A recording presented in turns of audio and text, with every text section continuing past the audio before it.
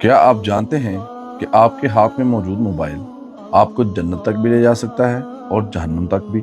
यही social media किसी के लिए सदका जारिया है और किसी के लिए ना ख़त्म होने वाला गुनाहों का सिलसिला। ज़रा सोचिए, अगर आप आज ही दुनिया से चले जाएं तो आपके टिकटॉक, यूट्यूब और फेसबुक आपके हक में गवाही देंगे या आपके खिलाफ।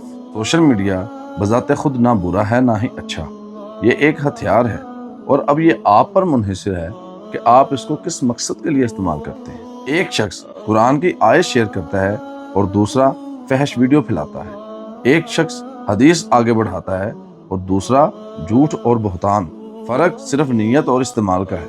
अगर आप सोशल मीडिया को सही इस्तेमाल करें तो ये अजीम नेकी बन सकता है। एक आयत शेयर करना, एक हदीस पहुंचाना, किसी को नमाज की याद दहानी करवाना और किसी की मदद के लिए आवाज बुलंद करना। नबी करीम सल्लल्लाहु अलैहि वसल्लम ने इरशाद फरमाया, जो शख्स किसी नेकी की तरफ रहनुमाई करे उसे भी उतना ही अजर मिलता है। जरा सोचिए, एक वीडियो से 1000 लोग हिदायत पा जाएं तो वो आपके लिए भी सदका जारिया बन सकते हैं। इसलिए जरूरी है कि अगर आप अपना पैगाम वीडियो के जरिए नहीं पहुंचा सकते तो हमारी इस वीडियो को लाइक करें, आगे लोगों तक शेयर करें, ताकि आप भी हमारे साथ इस तबलीग के सिलसिले में बराबर के शराकतदार बन सकें। अब सोशल मीडिया का दूसरा रुख भी देख लीजिए।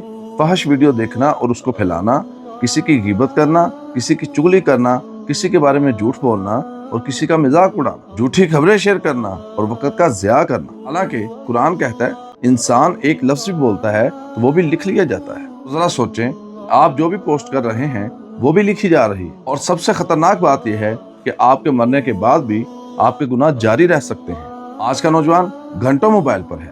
नमाज के लिए 5 मिनट नहीं और स्क्रॉल के लिए 5 घंटे हैं।